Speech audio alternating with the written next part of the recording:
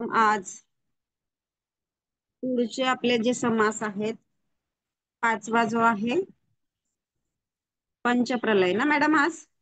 हो मॅडम, पंचप्रलय. 10व्या दशकातला पाचवा समास आता आजपासून अर्चना मॅडम घेतील परत. तर सुरू करा मॅडम. धन्यवाद सगळ्यांना. सर्वांना आत्मवंदन आणि ब्रह्मांडी ऊर्जेला नमन करते आणि सुदर्शन पिरामिडला नमस्कार आणि मंगल मॅडमला पण नमस्कार. आणि प्रभू श्री रामचंद्र आणि समर्थ रामदास स्वामी यांच्या चरणी मी वंदन करून या वाचनाला सुरुवात करत आहे. समर्थ रामदास स्वामींचं दासबोध या वाचनाला सुरुवात करत आहे. काल आपण 4 समास इथपर्यंत पाहिलं. आज 5वा समास सुरू होत आहे. त्याचं नाव आहे पंचप्रलय. आवाज येतोय ना मॅडम माझा? हो, छान येतोय मॅडम आज. हा. पुराणांमध्ये अशी एक सुंदर कल्पना आहे बघा. यांनी इथे कल्पना असा शब्द वापरलाय की पुराणांमध्ये अशी एक सुंदर कल्पना आहे की विष्णूच्या नाभी कमलातून 4 तोंडांचा ब्रह्मदेव उत्पन्न होतो. विष्णू म्हणजे मूळ मायेमधील जाणीवेचे शुद्ध स्वरूप होय. तिच्या पोटातूनच जाणीव नेणीव मिश्रित ब्रह्मदेव बाहेर पडतो. आईच्या पोटात असलेल्या बालकाला त्याच्या नाळेतून जीवनरस मिळतो. त्याचप्रमाणे ब्रह्मदेवाला सृष्टी निर्माण करण्यास लागणारे सारे ज्ञान विष्णूपासून मिळते. या संकेताचा दुसरा अर्थ असा की माणसाच्या बेंबीपाशी सूर्यचक्र आहे. हे चक्र जागृत झाले की माणूस अत्यंत सर्जनशील बनतो. ज्ञानाच्या, कलेच्या, विज्ञानाच्या किंवा जीवनाच्या या क्षेत्रामध्ये तो वावरतो. त्या क्षेत्रात त्याच्या हातून नवी निर्मिती घडते. मोठे झाले की ज्ञानी, कवी, गायक, वक्ते, शास्त्रज्ञ किंवा वीर यांच्या ठिकाणी सूर्यचक्र जागृत असतेच असते असं त्यांचं म्हणणं आहे. ब्रह्मदेवाच्या अवस्थेमध्ये संकल्प आणि त्याची सिद्धी यामध्ये कालांतर नसते. त्याच्या संकल्प आणि सत्य संकल्प असल्याने तो उत्पन्न झाल्याबरोबरच फळ देतो. म्हणून ब्रह्मदेवाने संकल्प केल्याबरोबरच विश्व निर्माण झाले. ब्रह्मदेवास वेद, उपनिषदे व ब्राह्मण ग्रंथांमध्ये प्रजापती, हिरण्यगर्भ, सूत्रात्मा अशी त्यांची नावे आहेत. गीतेमध्ये आदिदैव तो हाच होय. विश्व निर्माण झाल्यावर त्याचा व्यवहार कालगतीला अनुसरून चालतो. कालगती चक्राकार असल्याने विश्व निर्माण झाल्यानंतर कालांतराने त्याचा संहार पण होतो. विश्वसंहाराची कल्पना प्रथम त्रैस्तरीय उपनिषदात स्पष्टपणे आढळते. ब्रह्मदेवाच्या दिवसाला आरंभ झाला की विश्व निर्माण होते आणि त्याचा दिवस संपून रात्र सुरू झाला की विश्वाचा संहार होतो. रात्र संपून दिवस सुरू झाला आणि पुन्हा विश्व निर्माण होते. त्यामध्ये भूतांचा तोच समुदाय पुन्हा जन्म घेतो. ब्रह्मदेवाच्या दिवसाला कल्प आणि सर्ग असे, रात्रीला प्रलय असे म्हणतात. आपल्या कालगणनेप्रमाणे कल्प म्हणजे 4 अब्ज 32 कोटी वर्षे होतात. इतकी वर्षे विश्व चालते की ब्रह्मदेवाचा दिवस संपतो व रात्र सुरू होते. जेव्हा प्रलय सुरू होतो तेव्हा या क्रमाने विश्व निर्माण झाले. त्याच्याबरोबर उलट क्रमाने विश्वाचा लय होतो. या ठिकाणी अध्यात्मशास्त्रातील एक अतिमहत्वाचा सिद्धांत ध्यानात ठेवणे गरजेचे आहे. तो असा की पिंड, त्यांनी इथं दिले, पिंड म्हणजे मायक्रोकॉझम आणि ब्रह्मांड म्हणजे मॅक्रोकॉझम. याची रचना अगदी समान आहे. म्हणून या विश्वरचनेचे प्रतीक माणूस याला समजले जाते. ब्रह्मांडातील सर्व तत्वे माणसांमध्ये आढळतात. ऐतरेय उपनिषदामध्ये 2ऱ्या खंडामध्ये अशी कथा आहे. त्यांनी ते कथा सांगितली आहे की आत्म्याने प्रथम विराट पुरुष उत्पन्न करून त्यास सजीव केले. नंतर आत्म्याने विराट पुरुष विषयी बराच विचार केला. प्रथम त्याची इंद्रिये व नंतर त्याची कर्मे उत्पन्न केली. नंतर सर्व कर्मांच्या श्वेता व लोकपाल निर्माण केले. सर्व कर्माच्या देवता व लोकपाल निर्माण केले. त्याने प्रथम मुख निर्माण केले. त्यापासून वाचा आणि वाचेपासून अग्नी उत्पन्न झाला. त्याने नाकपुड्या निर्माण केल्या व त्यापासून प्राण व प्राणापासून वायू उत्पन्न झाला. त्याने डोळे निर्माण केले व त्यापासून दृष्टी व दृष्टीपासून सूर्य उत्पन्न झाला. त्याने कान निर्माण केले व त्यापासून ऐकणे व ऐकण्यापासून दिशा उत्पन्न झाल्या. यावरून असे दिसते की विराट पुरुषाचे तोंड, नाक, डोळे, कान वगैरे इंद्रिये प्रथम निर्माण झाली. नंतर त्यांची कर्मे व त्यापासून पंचभूते उत्पन्न झाली. व्यक्तीच्या दृष्टीने ते उपनिषद सांगते की आत्म्याने विराटाच्या पोटी भूक व तहान उत्पन्न केली. त्यांना राहण्यात अखेर मनुष्य शरीर हेच उत्तम स्थान लाभले. मग अग्नी वाचा होऊन मुखात शिरला, वायू प्राण होऊन नाकात शिरला, सूर्य दृष्टी होऊन डोळ्यात शिरला, दिशा श्रवण होऊन कानात शिरल्या. सांगण्याचे तात्पर्य असे की या समासामध्ये श्री समर्थांनी 5 प्रलय सांगितले आहेत. त्यापैकी 2 पिंडांचे व दोन ब्रह्मांडाचे असून एक विवेक प्रलय म्हणून सांगितला जातो. पिंडाचे व ब्रह्मांडाचे 2 प्रलय आपोआप होतात, पण विवेक प्रलय स्वतः करावा लागतो. साधकाने स्वतःमध्ये तत्वांचा प्रलय साधला तर त्याला ब्रह्मांडातील तत्वाचा प्रलय आपोआप लाभतो. उदाहरणार्थ साधकाने वाणीचा लय साधला की म्हणजे वैखरी मध्यमेचा पश्चंती वाणीमध्ये आणि पश्चंतीचा परेमध्ये लय झाला असं त्यांनी दिलेला आहे. म्हणजे आपल्याला ओंकार साधना करताना आपण पाहतो, आपल्याला नीता मॅडमने सांगितलेलं आहे ना, ओंकारामध्ये त्याचा उच्चार कसा करायचा, उ आणि म. तसंच आपल्याला मंगल मॅडमने पण सांगितलं की ओंकाराच्या 4 अवस्था असतात, त्यामध्ये वैखरी, मध्यमा, पश्चंती आणि परावाणी इथे त्यांनी दिलेले. तर विश्वातील सर्व ज्ञान त्याला हस्तगत होईल, कारण सर्व ज्ञानाचे मूळ अग्नी आहे. पंचप्राणांचा लय झाल्यास मोठ्या शक्ती अंगी येतील. दृष्टीचा लय केल्यास दिव्य दृष्टी येईल. श्रवणाचा लय झाल्यास दूर श्रवण साधेल. त्यांनी इथे थोडक्यात निरूपण हे केलं. आणि आता इथे जे आपल्याला ओव्या दिलेल्या आहेत, ओव्यांचा अर्थ त्यांनी पुढे दिलेला आहे.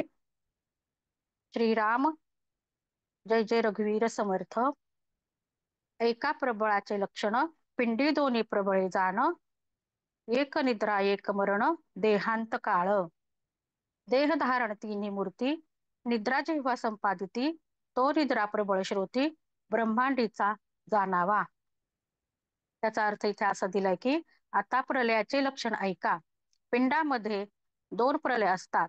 एक प्रलय म्हणजे गाढ झोप आणि दुसरा प्रलय म्हणजे मरण किंवा देहांत काळ होय. ब्रह्मांडातील देखील 2 प्रलय असतात.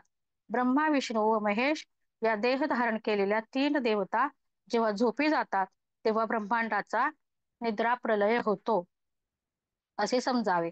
त्यावेळी ब्रह्मदेवाचा दिवस संपून त्याची रात्र सुरू होते. ब्रह्मा, विष्णू, महेश या तिन्ही देवधारी देवतांचा जेव्हा अंत होतो त्यावेळी ब्रह्मांडाचा कल्पांत सुरू होतो. तेव्हा ब्रह्मालय खात्रीने होऊ लागला असे समजावे. तेव्हा ब्रह्म प्रलय खात्रीने होऊ लागला आहे असे समजावे असे इथं दिलंय. त्यानंतर पुढच्या ओव्यांचा अर्थ असा आहे की या नवखंड पृथ्वीवर पिंडाचे 2 व ब्रह्मांडाचे 2 असे 4 प्रलय होतात. 5वा प्रलय विवेकाचा आहे. तो अतिशय महत्वाचा आहे, तसाच तो सर्वोत्तमही आहे. असे हे 5 प्रलय नीट क्रमाने सांगितलेले आहेत. ते अनुभवायला कसे येतात ते आता इथे पुढे सांगितलेले आहे. प्रथम निद्रा प्रलय ऐकावा. माणसाला एकदा का झोप आली म्हणजे त्याचे जागेपणाने सगळे व्यापार विराम पावतात. मग त्याला गाढ झोप लागली तरी झोप लागून त्याला स्वप्ने पडतात. माणसाच्या अवस्थेला निद्रा प्रलय असे म्हणले. निद्रा प्रलयामध्ये जागेपणाचा संपूर्ण क्षय झालेला असतो. आता देहाचा अंतकाळ म्हणजे मृत्यू प्रलय ऐकावा. आता मृत्यू प्रलय ऐकावा. पुढील प्रमाणे त्यांनी माहिती दिली. ओव्यांचा अर्थ दिलाय. शरीरामध्ये रोगांचा जोर होतो अथवा देहावर मोठा कठीण प्रसंग येतो. देहाला मार बसतो किंवा मोठा अपघात होतो. त्यामुळे देहामध्ये राहणारे अ, राहणा राहणारे व त्यास जिवंत ठेवणारे पंचप्राण आपापले कार्य टाकून देह सोडून जातात. प्राण निघून जात असताना त्याच्याबरोबर मनाची जाणीव सुद्धा चालती होते. मागे नुसते मृत शरीर तेवढे राहते. याला मृत्यू प्रलय असे म्हणतात. हा प्रलय इतका प्रत्यक्ष असतो की त्याबद्दल कल्पना करण्याचे कारणच नाही. यानंतर ब्रह्मांडाचा पहिला प्रलय संपतात. हा प्रलय म्हणजे ब्रह्मदेवाची रात्र होय. ब्रह्मदेव झोपी गेला म्हणजे तिसरा प्रलय सुरू होतो. त्यावेळी मृत्यू लोकाचा गोळा होतो. पृथ्वीवरील सर्व प्राण्यांचे व्यापार बंद पडतात. तेव्हा सगळ्या प्राण्यांचे सूक्ष्मदेह ब्रह्मांडातील वायूमध्ये जाऊन राहतात. अशा रीतीने पुष्कळ काळ जातो. मग ब्रह्मदेवाची रात्र संपून दिवस उजाडतो. तो जागा होतो. जागा झाल्यानंतर पुन्हा विश्वाची रचना करतो. इकडे तिकडे पसरलेल्या जीवांना ब्रह्मदेव पुनरपी एकत्र गोळा करतो. हा झाला ब्रह्मांडाचा निद्राप्रलय. मग ब्रह्मदेवाच्या आयुष्याचा शेवट येतो. त्यावेळी ब्रह्मप्रलय आरंभतो. आता ब्रह्मप्रलयाचे सविस्तर वर्णन ऐकावे. 100 वर्षे ढगच येत नाहीत. त्यामुळे अवर्षण पडून जीव प्राणी मरून जातात. आपल्याला कल्पना करता येणार नाही इतक्या प्रमाणात पृथ्वीला तडे जातात. 12 प्रकारच्या किरणांनी सूर्य प्रकाशतो व उष्णता निर्माण करतो. त्यामुळे पृथ्वी जळू लागते. तो जाळ पाताळापर्यंत गेला म्हणजे शेष विष ओकू लागतो. म्हणजे आपण म्हणतो पाताळ लोक, त्याच्यानंतर नागलोक खाली आहे. शेष म्हणजे अं इथे नाग असं लक्षात घ्यायचं आहे. तो विष ओकू लागतो. आकाशामध्ये सूर्याचा दाह व पाताळात शेष विष ओकू लागतो आणि त्याचा पण दाह. या दोन्ही मधील सापडलेली पृथ्वी केव्हाच जळून जाते. सूर्याची उष्णता जशी वाढत जाते तसा सगळीकडे मोठा हलकल्लोळ माजतो. मेरू पर्वताचे कडे भराभर कोसळू लागतात. इंद्राची राजधानी अमरावती, सत्यलोक, वैकुंठ, कैलास आणि यापेक्षा निराळे असणारे लोक जळून भस्म होतात. मेरू पर्वत घसरल्याने त्याचा महिमा नामशेष होतो. मग त्यावर राहणारे सगळे देव वायुचक्रात प्रवेश करतात. पृथ्वी जळून खाक झाल्यानंतर मोठा पाऊस पडू लागतो.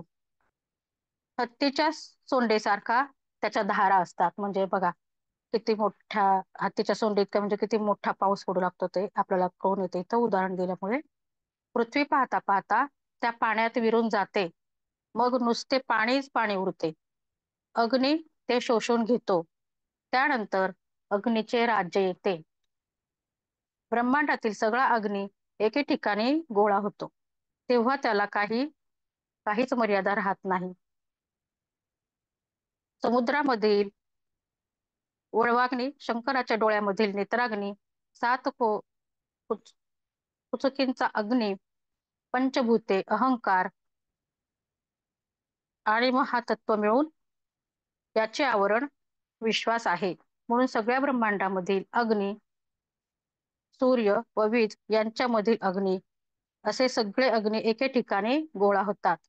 त्यावेळी देवांना आपले देह सोडावे लागतात. मग सगळेच देव आपल्या मूळ वायुरूपात मिसळून जातात. मग वायूचे राज्य सुरू होते. तो वायू अतिशय जोराने वाहून अग्नीवर झडप घालतो. त्यामुळे अग्नी एकदम विझून जातो. मग परब्रह्माचे वायू भरमसाठ व्हायला लागतो. पण ज्याप्रमाणे धूर आकाशामध्ये नाहीसा होतो त्याचप्रमाणे परब्रह्मामध्ये वायू कोठेच्या कोठे नाहीसा होतो. हे बरोबरच आहे, कारण पुष्कळांमध्ये थोड्याशाचा नाश होऊनच जातो. वायू अशा रीतीने लीन झाला की सूक्ष्म 5 भूते आणि 3 गुण आणि ईश्वर आपले वेगळेपण टाकून निर्विकल्प परब्रह्मामध्ये लीन होऊन जातात. तेथे अतिशुद्ध जाणीव राहते, परंतु जगत ज्योती नाहीशी होते. अशा रीतीने सर्व संहार झाल्यानंतर केवळ स्वरूप स्थिती तेवढी उरते. ईश्वराने विश्व निर्माण करण्याचा जो संकल्प केला तो सत्य संकल्प आहे. तो ज्ञानमय आहे, जाणीव रूप आहे. सामर्थ्य संपन्न आहे त्यालाच जगज्योती असे म्हणतात. प्रलयाच्या वेळी विश्व स्व- सर्व स्वरूपात विलीन होतो. त्यामुळे विश्वास निर्माण होण्यास कारण झालेला व त्यास अखेरपर्यंत धारण करणारा सत्य संकल्प देखील ईश्वरात विलीन होतो व ईश्वर ब्रह्मरूपात मिसळून जाते. ईश्वरी तत्व ईश्वर, जगत, ज्योती, सत्य संकल्प इत्यादी सर्व नावे व त्यांनी दर्शवलेल्या कल्पना या सगळ्या प्रकृतींमुळे या अस्तित्वात येतात. ते प्रकृती मूळ स्वरूपामध्ये लीन झाली की मग त्यांना स्थान उरत नाही. अगदी शेवटी त्यांनी विवेक प्रलयाबद्दल इथे सांगितले आहे. आज आजच्या अवस्थेमध्ये प्रकृती आहे ती खरी वाटते व विश्व खरे वाटते. सर्व दृश्याचा निराश करण्यासाठी आत्मविवेक करावा, आत्मनाम विवेक करावा. अशा विवेकाने दृश्य खरे नाही म्हणून तर बाजू सारणे याला विवेक प्रलय असे म्हणतात. अशा रीतीने पाचही प्रलयांचे वर्णन इथे झाले आहे. संबंध दासबोध विवेक प्रलय कसा करावा हे शिकवतो असे म्हणायला हरकत नाही. एक वेळ ब्रह्मांडाचा ब्रह्मप्रलय सोपा वाटेल, पण पिंडामधील अहंतेचा मृत्यू प्रलय फारच कठीण आहे. संतांनी विवेकाच्या सामर्थ्याने तो घडवून आणलेला असतो. यासाठी त्यांना त्यांच्या महिम्याला सीमा नाही.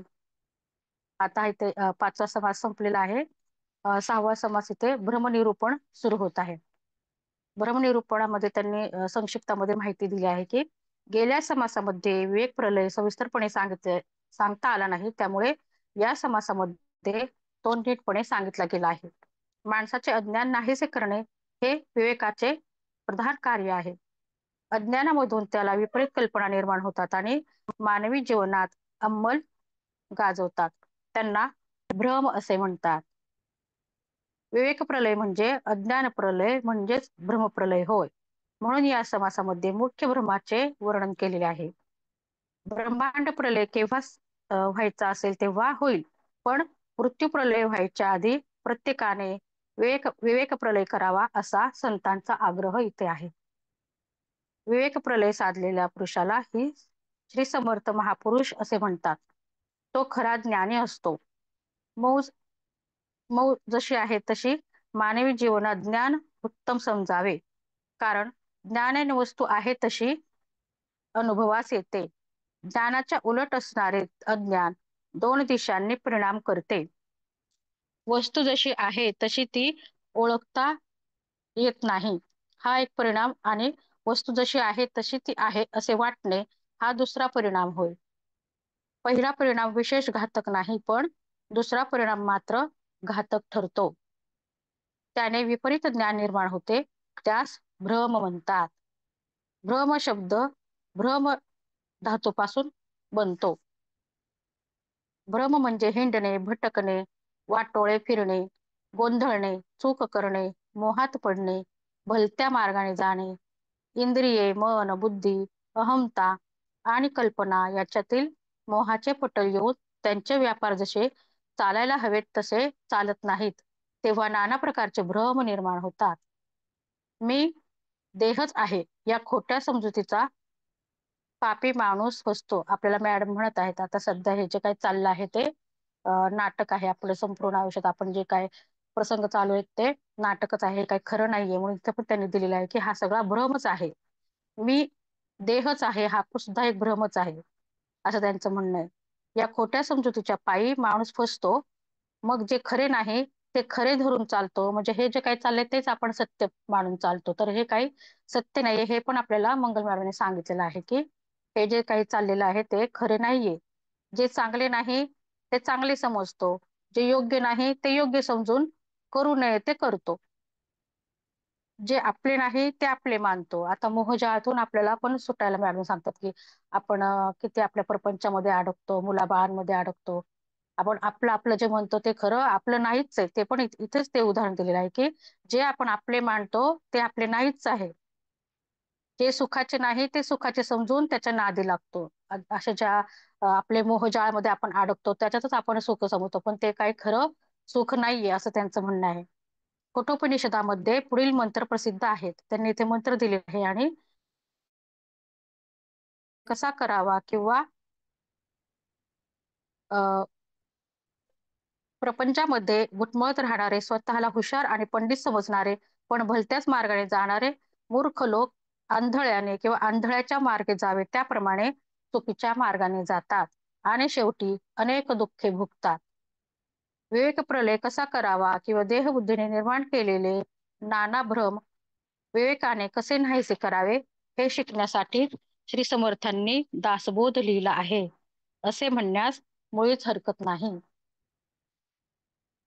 आता इथे ओव्यांचा अर्थ दिलेला आहे त्यांनी. आजच्या अवस्थेमध्ये प्रकृती आहे ती खरी वाटते व विश्व खरे वाटते. सर्व दृश्याचा निराश करण्यासाठी आत्मा आत्मविवेक करावा. अशा विवेकाने दृश्य खरे नाही म्हणून बाजूस सारणे याला विवेक प्रलय म्हणतात. अशा रीतीने पाचही प्रलयांचे वर्णन इथे सांगितलेलं आहे. आता इथे पुढच्या ओव्यांचा असा अर्थ त्यांनी दिलेला आहे की श्रीराम उत्पत्ती स्थिती संहार याचा निरोपीला केव्हा व्यवहार परमात्मा निर्गुण निराकार जैसा तैसा होते वर्तते आणि जाते याचा संबंध नाही येथे आद्य मध्य अवसान ते संचिलेची आहे. या ओवीचा अर्थ इथे दिलेला आहे की विश्वाची उत्पत्ती व स्थिती आणि त्यांचा संहार या गोष्टी कशा घडून येतात याचे विवेचन आतापर्यंत केलेले आहे. विश्वाचे वरील व्यवहार पाहून ते चालू असताना परमात्मा मात्र अगदी जशाच्या तसा निर्गुण निराकार राहतो.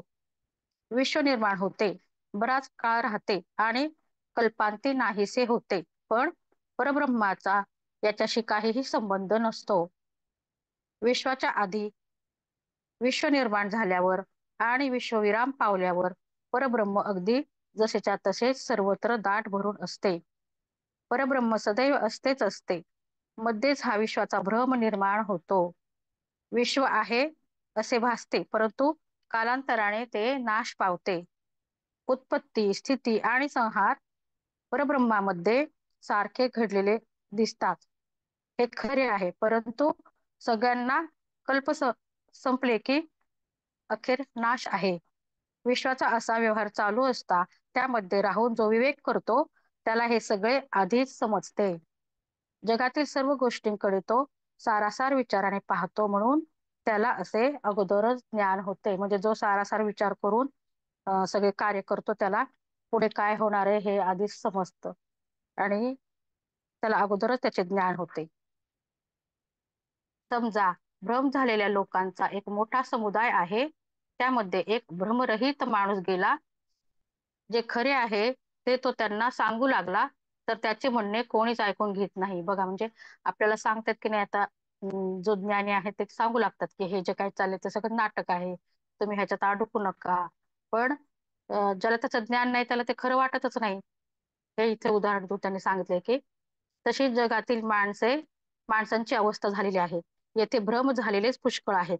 जगामध्ये राहून विश्वाचे खरे स्वरूप ओळखणारे थोडेच आढळतात. सध्या काय परिस्थिती चालली म्हणजे काय परिवर्तन होत आहे हे न पाहता मायाजाळात अडकल्यामुळे त्यांना नक्की काय सुरू आहे ह्याचं ज्ञानच नसतं असं त्यांनी ते सांगितलंय. विश्वाचे खरे स्वरूप जाणणारे जे ज्ञानी त्यांच्याबद्दल थोडे विवेचन करतो. जो भ्रमापासून निराळा असतो, दूर असतो तोच महापुरुष होय. श्री समर्थांनी सांगितलेली महापुरुषाची ही व्याख्या फारच मार्मिक आणि अर्थगर्भ आहे. जगातील नामवंत थोर पुरुषांपैकी किती जण या व्याख्येत बसतील हे सांगणे कठीण आहे. त्यांनी ते सांगितले की आता सध्या काय सुरू आहे हे जाणणारे फार थोडेच आहेत आणि ते किती आहेत ते सांगणं पण इथं कठीण आहे असं त्यांचं म्हणणं आहे. या पुरुषाला कसलाही भ्रम नाही अशाला मनामध्ये ओळखून राहावे आणि ओळखता यावे म्हणून निरनिराळ्या भ्रमांचे वर्णन इथे आता केलेले आहे. भ्रमाची मुख्य व्याख्या त्यांनी ते केली आहे की परब्रह्मरूपी एक सद्वस्तू म्हणजे रियालिटी जी काय रियालिटी आहे ते सगळीकडे भरून राहिले आहे. तिच्यामध्ये कधीही कोणताही विकार किंवा बदल होत नाही. ती तशी अनुभवता न येता जे जे काही अन्य अनुभवास येते ते सारे भ्रमरूप होय. ज्या ज्या गोष्टींना वस्तूंना अनुभवांना आणि कल्पनांना आज ना उद्या किंवा प्रळयकाली किंवा अंत आहे त्यावेळी सगळ्यांना भ्रमात सोडतात उदाहरणार्थ 5 भूते आणि 3 गुण हे सगळे भ्रमरूप आहेत. त्याचप्रमाणे मी आणि तू, देव आणि भक्त, उपासना आणि खुद्द ईश्वर देखील सगळे निश्चितपणे भ्रमरूपच आहे. त्या श्लोकाचा त्यांनी अर्थ दिलेला आहे की या कारणाने हे एवढे विश्व प्रत्यक्ष आहे की जसे जरी वाटले तरी तो सगळा भ्रमच आहे. म्हणून जगामध्ये जे खरोखर विवेकशील विचारवंत पुरुष असतात ते धन्य समजावे. जे विचारवंत असतात त्यांना विवेकाच्या सामर्थ्याने प्रत्यक्ष दिसणारे हे विश्व भ्रमरूप आहे ही गोष्ट अगदी मनापासून त्यांना पटलेली असते. भ्रमाचे स्वरूप अगदी इथे केलेले आहे ते लक्ष देऊन ऐकावे. आपल्याला अज्ञात प्रांतामध्ये असता आपण वाट चुकतो, आपली दिशाभूल होते किंवा आपल्या निकटच्या व प्रेमातील माणसाची ओळख विसरले यास भ्रम म्हणतात. अंमली पदार्थ खाल्ल्यामुळे किंवा प्याल्याने भलतेच काहीतरी दिसू लागतात. आपण पाहतो काही काही जण जेव्हा व्यसनी असतात, दारू वगैरे पिलेले असतात तर त्यांना वास्तव्याचं भानच नसतं. असं इथं उदाहरण दिलं की त्यांना दिसत पण नसतं, जे काय आहे ते भलतंच काही त्यांना दिसू लागतं, म्हणजे जे सत्य परिस्थिती त्यांना दिसतच नाही. आपल्याला नाहीत त्या व्यथा आहेत असे त्यांना वाटते. भूतबाधा होणे, दशावताराच्या नाटकात काम करणाऱ्या बायका खऱ्या बायकाच आहेत असे वाटणे, जादूचे खेळ खरे वाटणे, काही कारण नसताना मनात संशयाने घर करणे, आपण ज्या जागी वस्तू ठेवली ती जागा विसरणे, रस्त्याने जात असताना वाट चुकणे, मोठ्या शहरामध्ये गोंधळून किंवा बावरून जाणे, वस्तू स्वतःपाशीच असून ती हरवली आहे असे समजणे आणि त्यामुळे उदासीन होणे, प्रसंगोपात आपण कोठे काय करतो, कसे आहोत याचा विसर पडणे, आपल्या सामानांपैकी काही वस्तू विसरून मागे सोडून जाणे, शिकलेली विद्या किंवा कला विसरणे, स्वप्नामध्ये झालेल्या दुःखाने घाबरे होणे, अशुभ चिन्हे बघून अपशकुन झालेला पाहून किंवा खोट्या बातम्या ऐकून मन अस्वस्थ होणे, एखादी वस्तू पाहून दचकणे, एखादे झाड किंवा मोठे लाकूड बघून ते भूत आहे अशी कल्पना मनात येणे आणि भिण्यासारखे काहीच नसताना हादरून जाणे, समोर दिसणारे काच नसून पाणी आहे हे न समजल्याने पाण्यात पडणे, प्रत्यक्ष सभेकडे न पाहता आरशातील सभेचे प्रतिबिंब खरे वाटणे, खरे दार चुकून भलतीकडे जाणे, एक असता ते भलतेच वाटणे, एक सांगितले तर भलतेच समजणे, एक दिसले तर भलतेच आहे अशी कल्पना करणे, या जन्मी जे जे आपण दान करू ते ते पुढच्या जन्मी परत मिळेल असे वाटणे. बघा म्हणजे या सगळ्या ज्या समजुती आहेत त्या इथे त्यांनी सांगितले की आपण काय काय समजुती घेऊन बसतो, गैरसमज आपल्या मनात असतात आणि चुकीच्या समजुती आपण करून घेतो. या जन्मीचे काहीतरी पुढच्या जन्मी आपल्याला मिळेल अशी भावना होणे, माणसाच्या नावातच प्रेम गुंतून राहणे आणि मेलेले माणूस जेवायला येते असे वाटणे. आता आपण इथं पित्रदान वगैरे करतो किंवा त्याला जेवण वगैरे देतो, पिंडदान करताना आपल्याला वाटतं की ती व्यक्ती त्या कावळ्याच्या रूपात जेवायला येते असं आपले आहे, ते त्यांनी इथं उदाहरण दिले की असं वाटतं आपल्याला की ती मेलेली व्यक्ती त्याच्या रूपात जेवायला येते. मेलेले मनुष्य स्वप्नात आले आणि त्याने काही मागितले तर ते सारखे मनामध्ये आपल्या घोळत राहते. हे सगळे मिथ्या आहे. हे सगळे जे आतापर्यंत जे उदाहरण सांगितले ते सगळं काही मिथ्या आहे असं त्यांनी सांगितलं आहे. तोंडाने म्हणायचे आणि मनातून मात्र अधिकार व ऐश्वर्याची लालसा असणे, ज्ञानी असून वैभवाने दबकणे किंवा नमणे, कर्मटपणामुळे ज्ञानाची नावड होणे, तसेच ज्ञानामुळे जबरदस्तीने आचारभ्रष्ट होणे, कर्मटपणाचा सनातनीपणा व ज्ञातेपणाचा बेछूटपणा असणे, व्यवहाराच्या मर्यादा उगीच टाकणे, देह, कर्म, जात, कुळ, ज्ञान व मोक्ष यांच्याबद्दल धरलेला अभिमान किंबहुना दृश्यामधील कशाचाही अभिमान धरणे, न्याय कोणाला आहे कळत नाही, अन्याय असून निष्कारण अभिमानाने चवळणे, मागचे काहीच आठवत नाही, पुढचे काय करावे हे सुचत नाही, अशा अवस्थेत आता मात्र सारख्या कल्पना करीत राहणे, अनुभवाने जे सिद्ध झाले नाही ते औषध घेणे, तसेच त्याचा कोणास अनुभव नाही ते पथ्य करणे, आणि ज्याचा आपल्याला अनुभव नाही ते ज्ञान जगाला सांगणे. बऱ्याच जणांना अनुभव न घेताच काही काही गोष्टी दुसऱ्यांना ज्ञान देत असतात, सतत बोध करीत असतात. स्वतः मात्र त्यातलं काहीच वागत नाही किंवा आचरणात आणत नाही. फक्त दुसऱ्याला बोध करायला त्यांना आवडतो. ज्या प्रयोगाचे फळ माहीत नाही असा प्रयोग करणे, ज्ञानाची जोड दिल्याशिवाय योगाचा अभ्यास करणे, उगीच आपले शरीराने सुखाचे भोग भोगणे. माणूस जन्मास येण्यापूर्वी त्याच्या कपाळावर त्याचे भविष्य ब्रह्मदेव लिहून ठेवतो आणि माणूस जन्मल्यावर त्याचे 6व्या दिवशी सटी ते वाचून जाते. अशा गोष्टींवर विश्वास ठेवणे. आपल्या इथे ती प्रथाच बघा, 5व्या दिवशी पूजा करतात आणि म्हणतात की ती सटी बाळाचं भाग्य भविष्य लिहून जाते. ही पण भ्रामक कल्पना असं त्यांचं म्हणणं आहे. आतापर्यंत सांगितलेल्या सगळ्या गोष्टी भ्रमात मोडतात बघायचं त्यांनी सांगितले. अशा रीतीने भ्रमाचा अतिशय विस्तार झालेला आहे. अज्ञानी माणसांमध्ये तर तो फारच पसरलेला आहे. भ्रमाचे स्वरूप लक्षात यावे यासाठी येथे थोडी उदाहरणे दिलेली आहे इतकेच. आतापर्यंत त्यांनी बरीच उदाहरणे दिली. ह्यातल्या आपण बघा आपण किती टक्के यातलं खरं, म्हणजे सगळं तर भ्रमकच आहे, पण आपण ह्यातलं बघा किती अजून पण याच्यावर विश्वास ठेवून चाललो ह्या गोष्टींवर. या विषयाचा उपसंहार करतात. हे सारे विश्व मुळी भ्रमरूप आहे. तेथे भ्रमाबद्दल आणखी किती सांगावे असा प्रश्न पडतो. एका निर्गुण ब्रह्माशिवाय बाकीचे सगळे भ्रमरूप आहे. म्हणजे आता किती उदाहरण द्यायचे, तर एवढी उदाहरण आपण देऊ शकत नाही, म्हणून त्यांनी एकच वाक्य इथं सांगितलं की एक निर्गुण ब्रह्माशिवाय बाकी सगळे भ्रमरूप आहे. ज्ञानी पुरुषाला संसाराचा स्पर्श नाही असे 1000 वेळा सांगितले जाते, तरी पण देह ठेवलेल्या ज्ञानी पुरुषाचे चमत्कार सांगतात. हा सुद्धा भ्रमच आहे. यावर श्रोत्यांची शंका येते. तर श्रोते पहिल्यापासूनच आपल्याला शंका विचारतात आणि त्याचं निरूपण, शंका निरसन आपले रामदास स्वामी ते करतात.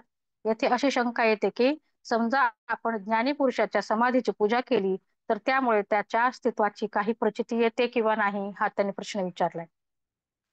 त्याचप्रमाणे पूर्वी होऊन गेलेल्या अवतारी पुरुषांचे केवढे मोठे सामर्थ्य अजून अनुभवाला येते, हे जर खरे तर अंतकाळी त्यांची काहीतरी वासना राहिली व त्यामुळे ते येथे गुंतून आहेत असे समजावेचे का? श्रोता म्हणतो की जशी माझी शंका आहे त्याचे तुम्ही निरसन करावे आणि भ्रमाचे विवेचन इथे संपले. त्यांनी हे 2-3 प्रश्न विचारले, त्याचे उत्तर पुढे आहेत, पण आता भ्रमाबद्दल त्यांनी इतके आपल्याला उदाहरणं दिलेत, त्याचं त्यांनी सांगितलं की भ्रमाचे विवेचन आता इथे संपले आहे. म्हणून त्यांनी आता समास 7वा आता आहे, त्याचं नाव आहे सगुण भजन. या समासामध्ये अध्यात्मशास्त्रातील एक गूढ अनुभवाचे वर्णन आहे. प्रश्न असा आहे की अवतारी आणि ज्ञानी पुरुष जिवंतपणे देहाने संसारात दिसले तरी मनाने त्यात नसतात. मेल्यानंतर अर्थात संसाराशी त्यांचा संबंध नसतोच. सत्पुरुष गेल्यानंतर त्यांची समाधी बांधतात. तेथे पुष्कळ लोकांना त्यांच्या अस्तित्वाची प्रचिती येते. ते कसे? याचं उत्तर ते देतात येते की ती प्रचिती खरी की खोटी? सत्पुरुष आपल्याला समाधीपाशी असतात का? आपल्या समाधीपाशी असतात का? असला तर तो मुक्त कसा? नसला तर त्याची प्रचिती येतेच कशी? आता याचे उत्तर त्याने दिले की सत्पुरुष आत्मज्ञानी असतो, तो ईश्वराशी समरूप होतो, म्हणून मूळ मायेचा अध्यक्ष होतो. मग ईश्वराचे ज्ञान, प्रेम, सामर्थ्य हे त्याचे ज्ञान व प्रेम सामर्थ्य बनते. ईश्वराचा हेतू तो त्याचा हेतू बनतो आणि ईश्वराची कृपा ती त्याची कृपा, अशी अवस्था त्यास येते. ईश्वर जसा सर्वांतर्यामी असतो, तोही सर्वांतर्यामी होऊन सर्व जीवांवर अत्यंत निस्वार्थी प्रेम करतो. आत्मज्ञान अनुभव स्वरूप असते, पण ज्ञानी पुरुषाला भेटणारी माणसे बहुधा अज्ञानीच असतात. त्यांना आत्मानुभवाची कल्पना देण्यासाठी संत आपले ज्ञान शब्दांच्या साह्याने विचार रूपाने सांगतात. त्यामुळे त्याच्या ज्ञानाला विचारांचा आकार येतो. संतांचे हे विचार मोठे सामर्थ्य संपन्न असतात. अज्ञानी जीवाबद्दल अतिउत्कट प्रेम आणि जीवाच्या कल्याणाबद्दल असीम तळमळ या विचारांमध्ये ते भरून राहिलेले असतात. देहाने जेथे तो जिवंतपणे राहतो त्या जागेमध्ये त्याचे जिवंत विचार सूक्ष्म तरंगारूपाने वावरतात.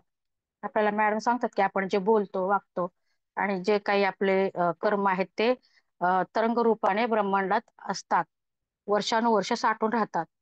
देह ठेवल्यानंतर लोक त्याची समाधी बांधतात. तो तेथे आहे अशी लोकांची प्रामाणिक भावना असते.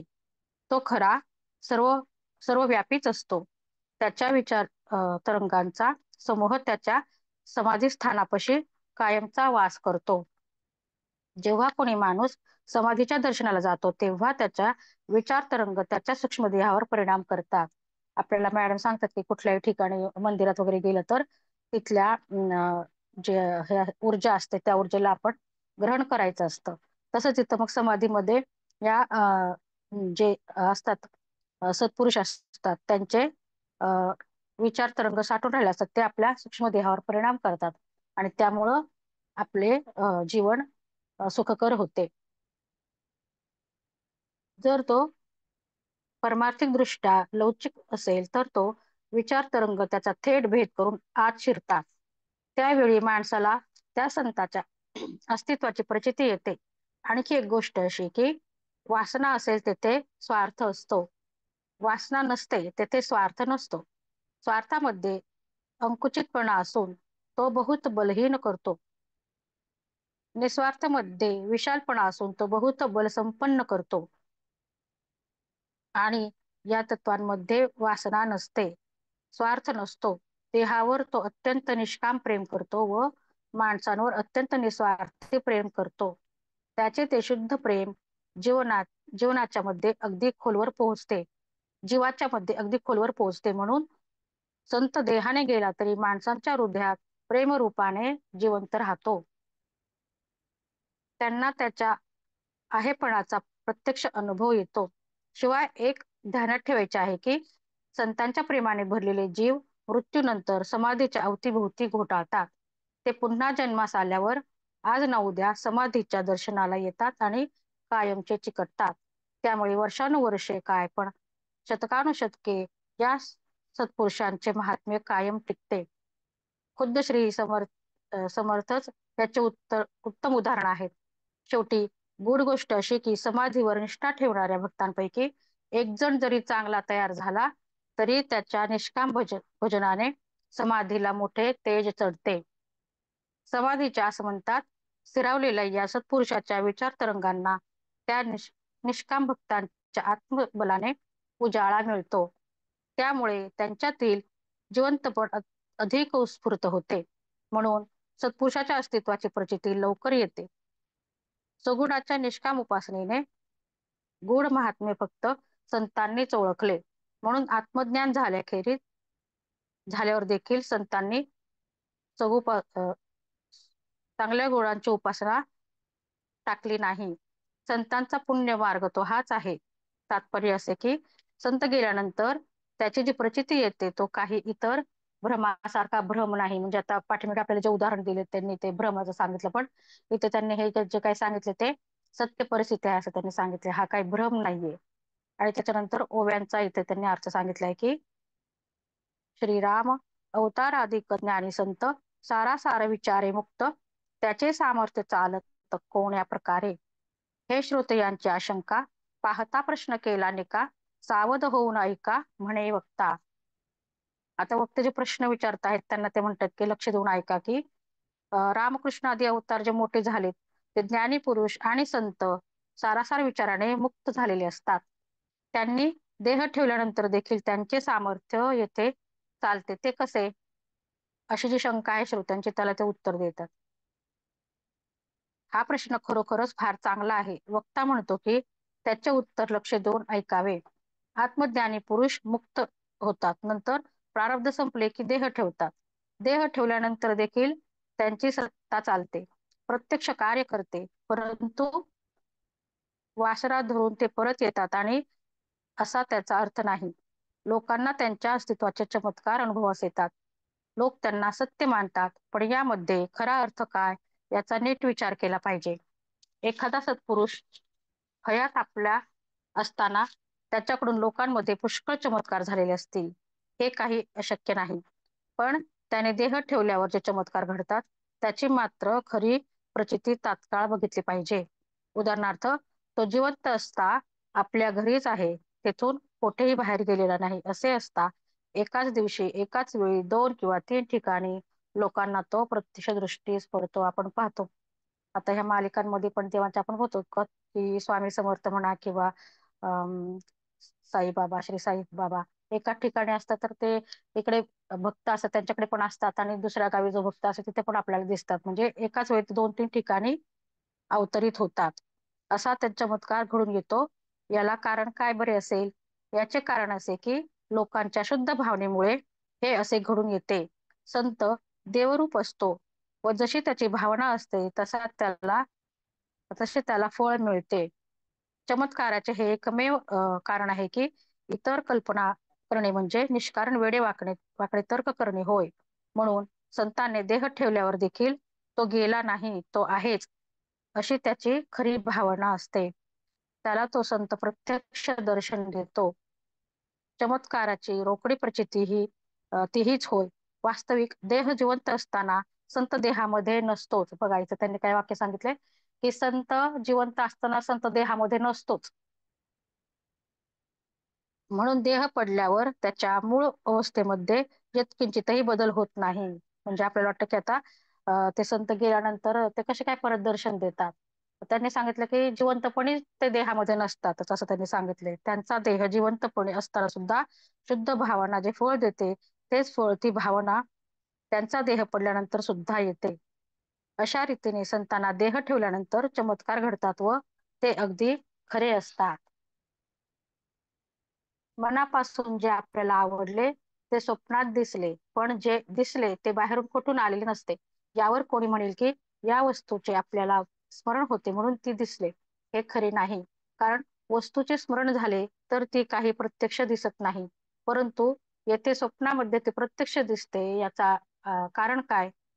सारांश, आपण कल्पना करतो त्यामुळे स्वप्नामध्ये अनेक वस्तू आपल्याला दिसतात. त्या वस्तूंचे स्मरण होते म्हणून त्या दिसतात, हे खरे नाही.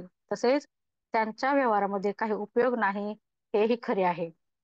श्री समर्थांना असे सांगायचे आहे की समजा एखादा सत्पुरुष निधन पावला, आपण त्याची आठवण केली तर त्यामुळे तो प्रकट होतो असे घडत नाही, तर तो आहेच अशी दृढ व निःसंशय कल्पना आपण केली तर तेवढ्यापुरते तो प्रत्यक्ष प्रकट होतो.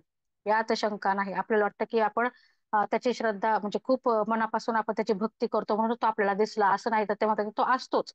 पण आपल्याला तेवढ्या काळापुरते त्याचं दर्शन होतं असं त्यांचं म्हणणं आहे. पण हा आपल्या कल्पनेचा परिणाम आहे. कल्पना विरली आहे की तो नाहीसा होतो, तो प्रकट होतो. तेव्हा तो आपणहून किंवा वासना धरून साकार होतो असे मुळीच नाही. येथे श्रोत्यांच्या शंकेचे निरसन झाले. ज्ञानी पुरुषाला जन्म येतो ही कल्पना करू नये. माझे सांगणे आकलन होत नसेल तर सूक्ष्म विचार करून बघा, म्हणजे तुम्हाला कळेल. जे ज्ञानी पुरुष मुक्त होतात त्यांची सत्ता विनासायास व आपोआप चालते. खऱ्या पुण्य मार्गाने ते गेलेले असतात म्हणून हे असे घडते. भगवंताच्या दर्शनाचा मार्ग तेवढा एकच खरा पुण्य मार्ग होय. भगवंताच्या मार्गाने जो चालतो त्याचे महात्म्य स्वतः भगवंतच वाढवतो. म्हणून स्वतः काही प्रयत्न न करता संतांचे महात्म्य जगात आपोआपच वाढत जाते.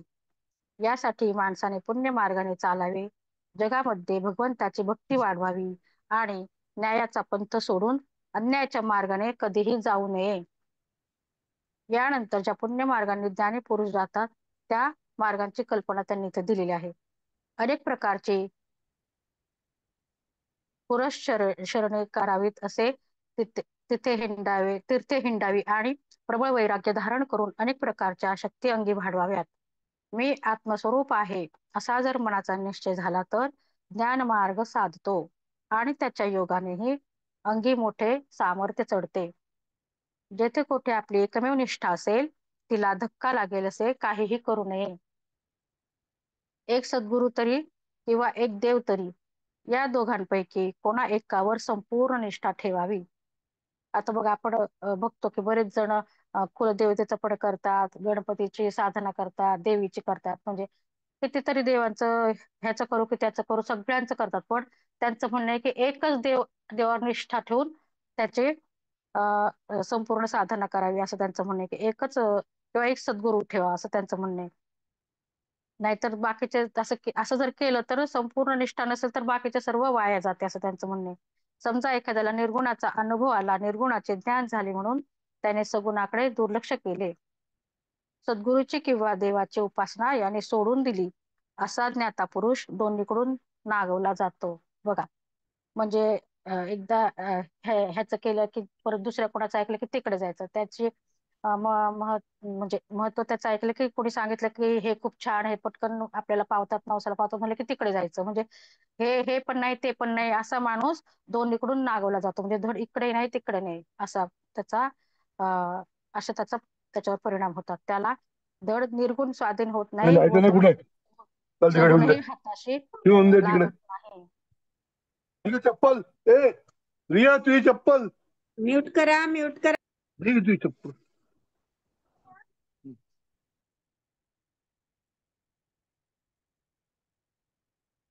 त्याच्यापाशी ज्ञान म्हणावे तर ते नसते, भक्ती म्हणावी तर ती भीतीही नसते. उगीचच अभिमान मात्र त्याच्या अंगी वाढत जातो. म्हणून जप आणि ध्यान काही केल्यास सोडू नये असं त्यांचं म्हणणं आहे. जो आत्मज्ञानी सगुणाची उपासना सोडून देतो तो ज्ञानी खरा पण अपयशी असतो. म्हणून सगुणाची उपासना कधीही सोडू नये. आत्मज्ञानी पुरुष अतिमानवी बनतो हे खरे, परंतु त्याचे ज्ञान पक्व होईपर्यंत त्याची मानवता त्यास सोडित नाही. शिवाय ज्ञान पक्व झाल्यानंतर अंतरी अतिमानव राहून बाहेर तो अगदी साध्या माणसाच्या भूमिकेत वागतो, म्हणजे मानवतेनेच वागतो. दोन्ही अवस्थांमध्ये त्यास मानवता सोडून चालत नाही. अत्यंत निष्काम उपासना हे मानवतेचे सर्वोत्तम स्वरूप आहे. कोणी ज्ञानाची उपासना करील तर कोणी कलेची करील, कोणी विद्येची, कोणी विज्ञानाची, तर कोणी भगवंताची उपासना करील. पण ती निष्काम झाली की शुद्ध व पवित्र बनते. तिच्यामध्ये विलक्षण सामर्थ्य असते. जगाच्या उद्धारासाठी ते अत्यंत उपयोगी पडते. त्यांनी आता सांगितले कोण कोणाची उपासना करतं, कोण देवाचं नामजप करतं, कोणाच्या अंगी कला असते, तर ते इतके भारावून जातात की ते असं झपाटल्यासारखं ती कला त्याच्या अंगात भिनते आणि त्या कलेची ती उपासना करतात. आणि त्यांचं असं म्हणणं आहे की ते केलं की अ, त्याचा फायदाच होतो असं त्यांचं म्हणणं आहे. आपल्याला मॅडम सुद्धा कधी कधी सांगतात की ध्यानापेक्षा तुमच्या अंगी जी कला आहे ती, त्या कलेमध्ये जर तुम्ही उत्तरोत्तर प्रगती केली तर तेही एक प्रकारचं ध्यानच आहे असं आपल्याला मॅडम पण सांगत आहेत. निष्काम उपासना आणि निर्भय ब्रह्मज्ञान याची जोडी जन्मली तर फार मोठे कार्य घडून येते असे ते सांगतात. अत्यंत निष्काम बुद्धीने केलेली म्हणजेच कसलीही अपेक्षा न ठेवता केलेली भगवंताची उपासना अनमोल आहे. आपण देवाला म्हणतो की माझं एवढं काम होऊ दे, मग त्याची उपास तापास करतो ह्याच्यासाठी त्याच्यासाठी, म्हणजे आपण एक प्रकारची तडजोडच करत असतो ना. अगदी निष्काम भावनेने देवाची आपण हे करत नाही सेवा, काहीतरी मनामध्ये आपण ठेवून मग त्याची उपासना करतो किंवा त्याचा उपवास करतो किंवा जप तप करतो. त्यांचं असं म्हणणं आहे की निष्काम सेवेने निष्काम भावनेने त्याची सेवा करायची आहे. काही अपेक्षा ठेवून उपासना केली तर ती अपेक्षा पूर्ण होते. काहीही अपेक्षा न ठेवता उपासना केली तर प्रत्यक्ष भगवंताची गाठ पडते, भगवंत आपलासा होतो. एखादी अपेक्षा पूर्ण होणे आणि साक्षात भगवंताची प्राप्ती होणे या दोहोंमध्ये फार मोठे अंतर आहे. आपल्याला वाटतं की माझ्या मनात इच्छा पूर्ण झाली की आपल्याला देव पावला असं आपण मानतो, पण ते म्हणतात की यामध्ये खूप दोन्ही घटनांमध्ये खूप अंतर आहे. आणि बाकीच्या ओव्यांचा पण इथे अर्थ ते सांगतात की भगवंतापाशी आपल्या सर्व अपेक्षा, वासना, मागण्या पूर्ण करण्याचे सामर्थ्य असते. पण आपण नुसती तृप्ती किंवा कामनापूर्ती मागू लागलो तर भगवंत हातचा दूर जातो. आपण भगवंताला अंतरतो, म्हणजे भगवंतामध्ये आणि आपल्यामध्ये अंतर पडतं जर अशा प्रकारचं आपण कामनापूर्तीसाठी किंवा आपल्या वासनापूर्तीसाठी देवाची उपासना केली तर ते म्हणतात की आपण भगवंताला अंतरतो. म्हणून अत्यंत निष्काम बुद्धीने आपण परमेश्वराची उपासना करावी. निष्काम बुद्धीने केलेल्या उपासनेचे फळ काही औरच असते. निष्काम उपासकाच्या अंगी अमर्याद सामर्थ्य साठते. तो वाटेल ते करू शकतो. तेथे कामनापूर्तीची मुळी किंमतच राहत नाही. म्हणजे जर आपल्याला खरंच आपण निष्काम सेवेने भगवंताची जर उपासना केली तर आपल्याला काही मागायची गरजच राहत नाही. सगळं आपल्याला न मागताच सर्व काही आपल्या कामना पूर्ण होतात. म्हणून इथे काही मागण्याचे अर्थच उरत नाही. अमुक व्हावे असा संकल्प भक्ताच्या मनात आला की भगवंत स्वतः आपण ते सिद्धीस नेतो. म्हणजे भगवंताला तो मागत नाही, फक्त त्याच्या मनात इच्छा येते की भगवंत लगेच त्याची इच्छा पूर्ण करतो, असं त्यांचं म्हणणं आहे. त्यासाठी भक्ताला वेगळी प्रार्थना करावी लागत नाही.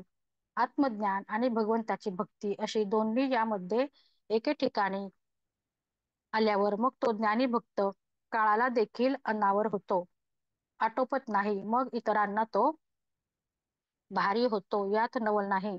इतर सारे त्याच्या पुढे क्षुद्र किड्यासारखे बनतात. म्हणून अत्यंत निष्काम उपासना आणि त्यात पुन्हा ब्रह्मज्ञान असा योग आल्यावर त्याच्या तुलनेमध्ये त्रिभुवन सुद्धा उणे पडते. ज्ञानी भक्ताचा महिमा यापेक्षा अधिक आकलन होणे बुद्धीला शक्य नसते. त्याचा प्रताप, कीर्ती व यश निरंतर वर्धमानच होतात. ज्या ज्ञानी भक्तापाशी आत्मज्ञानाचे विवेचन असते, त्याचबरोबर त्याच्या भगवंताच्या उपासनेचा तिथे थाट असतो, तेथे पुष्कळ माणसे आकर्षिली जातात आणि त्या सत्पुरुषाशी लीन होतात. ज्या सत्पुरुषाशी भ्रष्टाचार घडत नाही, म्हणजेच ज्याचे वर्तन अत्यंत नीतिधर्माला धरून असते, त्याचा परमार्थ कधीही लपून राहत नाही आणि लोकसंग्रह झाला तरी त्याच्या निश्चयाच्या आत्मज्ञानामुळे त्याचे समाधान कधीही भंग पावत नाही. या कारणासाठी साधकाने नेहमी सारासार विचार करावा. न्याय कोणता, अन्याय कोणता आणि हे अखंड शोधत राहावे, तरच आत्मज्ञानाकडे बुद्धी वळते. पण ही भगवंताची देणगी आहे. म्हणजे आता आपण जरी ठरवलं नाही की हे असं करावं, तरी ते म्हणतात की ही भगवंताची देणगी आहे. ते भगवंताने ज्याला देणगी दिली त्यालाच ती, आपण ठरवून असं वागू शकत नाही. एकदा ती प्राप्त झाली की मग तिच्यात बदल घडत नाही. आपण एकदा का त्या मार्गावर मार्गक्रमण करायला लागलो किंवा त्यात बदल घडत नाही, म्हणजे आपण दुसऱ्या मार्गाकडे वळू शकत नाही, नीतिधर्मानेच चालू लागतो. जो भक्त भगवंताशी अनन्य होतो त्याला भगवंत स्वतः मार्गदर्शन करतो. त्याला योग्य बुद्धी म्हणजे विचार करण्याची दिशा दाखवतो. त्याबद्दल भगवंताचे एक वचन आहे, ते ऐकावे. त्याने मग इथे श्लोक सांगितलाय, मग त्या श्लोकाचा अर्थ पण दिलाय की मी त्यांना बुद्धी देतो, त्या योगाने ते मला येऊन मिळतात. म्हणून भगवंताची सगुण उपासना आणि त्यात विशेष म्हणजे ब्रह्मज्ञान आणि त्यामध्ये स्वानुभवाचे खरे समाधान, या गोष्टी जगात खरोखरच फार दुर्लभ आहेत, असं त्यांचं म्हणणं आहे. आता हा 7वा समास संपलेला आहे. आता 8वा समास सुरू होतो, त्याचं नाव आहे, आवाज येतोय का माझा? हो, येतोय ना मॅडम. आज बरं पूर्ण बरं. करणार आहे का तुम्ही? हा 8वा समास चालू आहे, आता बघू झालं तर. किती वाजले? 8वा कारण समास उद्या वाचते मग हो, 8वा समास वाचते आणि बंद करते. चालेल, मग चालेल. हो. प्रचित निरूपण 8व्या समासाचे त्याने नाव दिलेलं आहे, प्रचित निरूपण. त्याच्यात सांगते, प्रपंचात काय, परमार्थात काय, ज्ञानाची लक्षणे सारखीच असतात. ज्ञान खरे असावे, निश्चित असावे, स्वतःच्या अनुभवाचे असावे, सर्वांना सारखे असावे. प्रपंचातील घटना, वस्तू व अनुभव इंद्रियोगोचर असतात, इंद्रिय गोचर असतात. त्यामुळे प्रपंचातील ज्ञानाचा प्रत्यक्ष पुरावे तपासता येतो. वस्तूच्या वर्तनाशी ज्ञानाचा संवाद असेल तर ते ज्ञान खरे असते. अमका तमका तसे म्हणून ज्ञान खरे नाही, असा व्यवहार प्रपंचात चालतो. परमार्थातील घटना, वस्तू व अनुभव अतिंद्रिय असतात. तेथील ज्ञानाचा खरेपणा इंद्रिय प्रत्यक्ष पुराव्याने सिद्ध होत नाही, तर सिद्ध साधकांचा अनुभव तेथे कामास येत नाही. इतकेच नव्हे तर प्रत्यक्ष सद्गुरूचा अनुभव देखील समाधानास पुरा पडत नाही. तेथे फक्त स्वतःचा अनुभव ज्ञानाच्या खरेपणाबद्दल निसंदेह वृत्ती करतो. श्री समर्थांचा आग्रह असा की हा आत्मप्रचितीचा दृष्टिकोन जसा भगवंतापाशी आहे, तसाच व्यवहारात तसा परमार्थात मूलभूत आहे. नित्य व्यवहारातील अनेक उदाहरणे देऊन या सांगितले आहे, पण परमार्थामध्ये म्हणजे काय असतात हे सांगणे आवश्यक असते. मंडूक उपनिषदामध्ये 2ऱ्या अध्यायात पुढील प्रसिद्ध मंत्र इथे त्यांनी सांगितलं आहे. त्या मंत्राचा पण अर्थ दिलेला आहे की श्रेष्ठामध्ये जर श्रेष्ठामध्ये व कनिष्ठामध्ये समानपणे व्यापून जाणारे ब्रह्मचर्य झाले की हृदयात वासना करणारी अविद्या आणि तिच्यापासून उत्पन्न होणारा वासना समुदाय नाश पावतो. त्याचप्रमाणे मनातील सर्व संदेह नष्ट होतात. शिवाय पापांचे खंडन होऊन सर्व कर्मे क्षय पावतात. या समासामध्ये आत्मसाक्षात्कार झाला असला गोष्टी प्रत्यक्ष प्रचिती येते त्याचे इथे सुरेख वर्णन केलेले आहे. प्रथम व्यवहारातील अनेक उदाहरणे देऊन त्यांनी ते पटवून दिलेलं आहे. आता प्रचितीची लक्षणे ऐकावी. जो प्रचिती पाहतो तो स्वानुभव खरा शाळा होय. बाकीचे सगळे लोक वेडे व कनिष्ठ प्रतीचे समजावे. नाणी नाणी व रत्ने अनेक प्रकारची असतात. त्याची परीक्षा न करता जर ती घेतली तर नुकसानच होते. म्हणजे त्यांचं म्हणणं आहे की नाणी असो किंवा रत्न असो की आपण लगेच विश्वास ठेवून न घेता त्याचे पण हे असतात ना चाचण्या खरं आहे का हे का. म्हणून ते म्हणतात की त्याची परीक्षा न करता जर घेतली तर नुकसानच होते.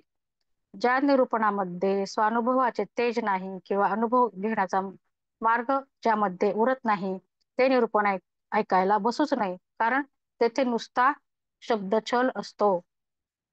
घोडा चालून पहावा, शस्त्र वापरून पहावे असे करून जर उत्तम प्रतीचे ते ठरले तरच ते आपल्या जाणत्या पुरुषाने घ्यावे.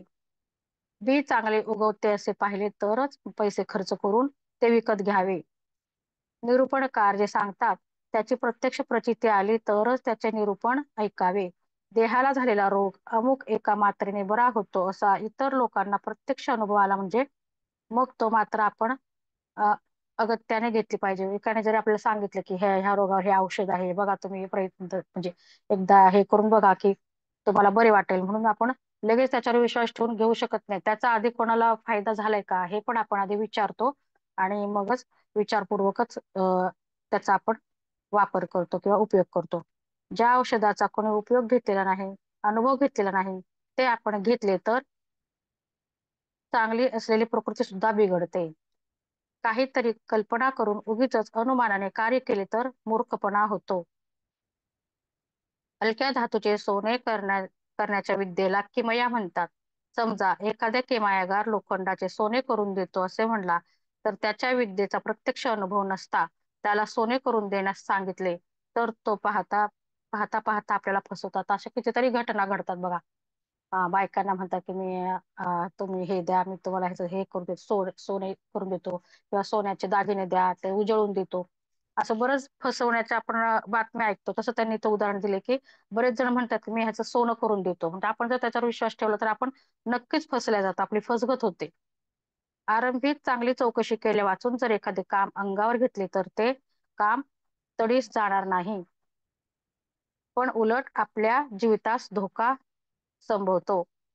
म्हणून शहाण्या माणसाने प्रत्यक्ष अनुभव नसला केवळ कल्पना करूनच अनुमानाने कोणतेही कार्य करू नये. असे जर केले तर उपाय होण्याऐवजी अपाय मात्र खात्रीने होतो. समजा एक म्हैस पाण्यात बसली आहे. ती कशी आहे काय आहे हे नीट पाहिले नाही आणि तिच्या खरेदीचा कागद करणे म्हणजे खोटीच बुद्धी होय.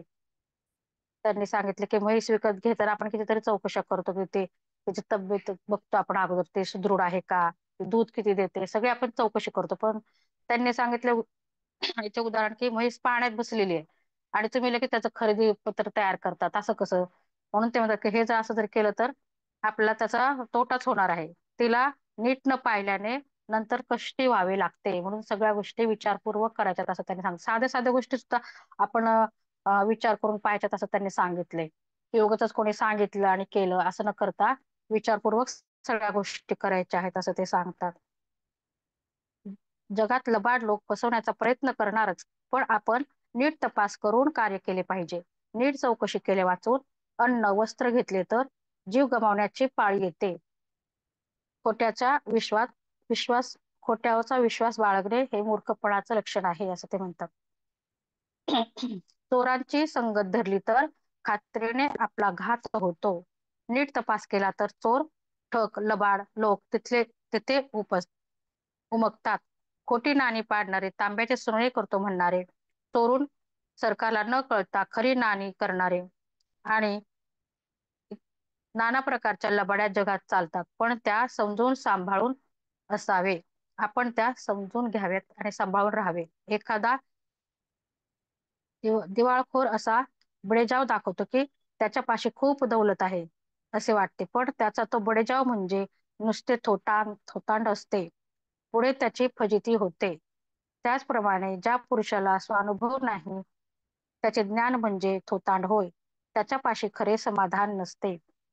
आता आपण बघतो कितीतरी साधू संत थोतांड करतात आपण बघतो. मग ते सांगतात की त्याच्याकडे स्वतःचा अनुभव तर नसतोच आणि ज्ञान पण नसतं.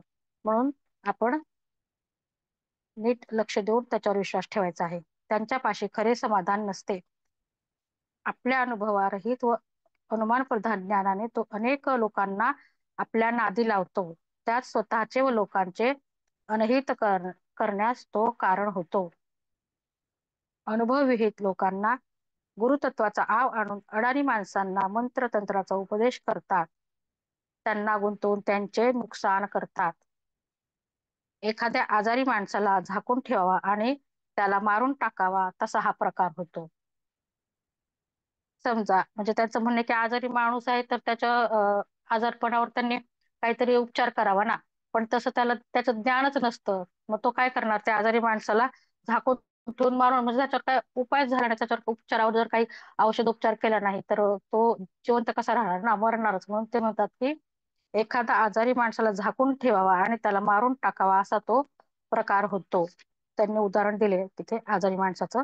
समजा एखाद्याचा पोरगा फार आजारी आहे, त्याला औषध देण्यासाठी एक अनुभवरहित वैद्य आणला, त्यामुळे त्या पोराचा मृत्यू ओढावला. अशा प्रसंगी इतर माणसे काही उपाय करू शकत नाहीत. आपण पूर्ण चौकशी करून डॉक्टर किंवा वैद्य आणावा असं त्यांचं म्हणणं. ते उदाहरण दिले त्यांनी की सगळ्या गोष्टी आपण निरखून पारखून पाहायच्या तर मगच त्याच्यावर विश्वास ठेवायचा आहे. एक माणूस दुखण्याने झिजत चालला आहे, पण वैद्याने काय होते म्हणून विचारले तर मोकळेपणाने सांगण्यास त्याला लाज वाटते. असा माणूस स्वतःचा घात करून घेतो असे त्यांचे म्हणणे योग्य आहे. जो जाणता आहे त्याला गर्वाने तुच्छ केले तर नेणता माणूस आपल्या अज्ञानाने बुडतो, वाया जातो. अशा रीतीने तो स्वतःचा घात करून घेतो. त्यानंतर त्यांनी आत्मसाक्षात्कार झाला हे कशावरून ओळखावे याचे वर्णन पुढे केलेले आहे. पाप संपूर्णपणे नाश पावले, पुन्हा जन्मास येऊन यातना भोगणे थांबले असा प्रत्यक्ष अनुभव स्वतःस आला म्हणजे आत्मज्ञान झाले असे समजावे. परमेश्वराची ओळखण झाली, मी खरा कोण हे कळले, संपूर्ण शरणागती साधली म्हणजे आत्मज्ञान झाले असे समजावे. हे विश्व कोणी केले हे समजले, ते कशाचे केले हे कळले, करता खरा कोण हे ओळखले म्हणजे आत्मज्ञान झाले असे समजावे. आता आपल्याला आत्मज्ञान कसं झालं हे आपल्याला कळतं, तर तिथे त्याने 2-3 उदाहरणं दिलेली आहेत की असं झालं की आपल्याला आत्मज्ञान झालंय असं समजावं. वर सांगितलेल्या गोष्टी संबंधी थोडा संशय जरी शिल्लक उरला तरी तोपर्यंत केलेला परमार्थ वाया गेला असे समजावे. साक्षात स्वरूपानुभव नसल्याने माणूस संशयाने घेरला जातो. परमार्थाचे रहस्य हे आहे, हे खोटे आहे असे जो म्हणेल तो अधम समजावा. हे खोटे आहे असे जो मानेल तो तर अधमाहून अधम निश्चितपणे मानावा. यापुढे सांगण्याची सोयच उरली नाही. जोपर्यंत अज्ञान आहे तोपर्यंत परमात्मा स्वरूप कळणार नाही ही गोष्ट खरी नाही. सर्वोत्तम रामराया, सर्वोत्तमा रामराया, माझ्या म्हणण्याचा भावार्थ तू बरोबर जाणतोस. माझ्या उपासनेचे थोर वैशिष्ट्य असे आहे की अगदी खरे आत्मज्ञानच सांगावे. मी जर खोटे वागले किंवा खोटे बोलले तर त्याचा दोष रामरायास लागेल. म्हणून जे संपूर्णपणे सत्य आहे ते सांगतो. खरा करता कोण हे साधकाने ओळखले पाहिजे. माया कोठे व कशी उत्पन्न झाली याचे मूळ शोधून काढले पाहिजे. हा विषय सूक्ष्म असल्याने तो मनात ठसण्यास वारंवार सांगावा लागतो. त्याचप्रमाणे परंपरा व आत्मप्रचिती यामध्ये आत्मप्रचिती श्रेष्ठ खरी, पण परंपरा न तोडता प्रचिती बोलणे जरूर असते. या विषयाचे विवेचन पुढे केलेले आहे. त्यांनी सांगितले की ह्या समासामध्ये त्यांनी एवढं सांगितले. पुढच्या समासामध्ये ह्याचे विवेचन त्यांनी केलेले आहे. त्यांनी सांगितले की सूक्ष्म अनुभव घेऊन बघितले तर परंपरेने चालत असलेल्या जनकल्पना खोट्या ठरतात, म्हणून परमार्थ पुन्हा पुन्हा सांगणे जरूरी पडते. येथे पेच असा येतो की परंपरागत लोकसमजुतीप्रमाणे सांगायचे म्हणले तर स्वानुभवाचे समाधान राहत नाही, आणि स्वानुभवाप्रमाणे बोलायचे म्हटले तर परंपरागत जनकल्याण घडले वाचून चालत नाही, अशी दोन्हीकडून अडचण उभी राहते. म्हणून पूर्वी जे सांगितले ते पुन्हा पुन्हा सांगावे लागते. असा पूर्वपरंपरागत लोकसमजुती आणि स्वानुभव या दोन्हीचा समन्वय लावून साधून हे कोठे उलगडून दाखवू असे ते, हे कोळे उलगडून मी दाखवतो असे ते म्हणतात. पूर्वपरंपरा आणि आत्मप्रचिती या दोन्ही प्रामाण्यभंग होणार नाही तसे विवेचन करू. बुद्धिमान श्रोत्यांनी त्या विवेचनाचे खोलवर मनन करावे. हा आता इथे 8वा समास पण संपलेला आहे. आता उद्या आपण 9वा आणि 10वा समास घेऊया. खूप खूप धन्यवाद सगळ्यांनी लक्षपूर्वक ऐकल्याबद्दल. खूप सगळ्यांचे पण आपसूक धन्यवाद. धन्यवाद. छान छान, खूप समजलं. खूप सुंदर सुंदर तुम्ही उदाहरणं देऊन समजून सांगितलं. आणि महत्वाचा हा पण समास होता नेहमीप्रमाणेच. तर सगळ्यांना धन्यवाद, सगळे इथे जॉईन झाल्याबद्दल. उद्या आपण 2 समास राहिले ते मॅडम घेतील. धन्यवाद मॅडम. धन्यवाद मॅडम. धन्यवाद. धन्यवाद. धन्यवाद.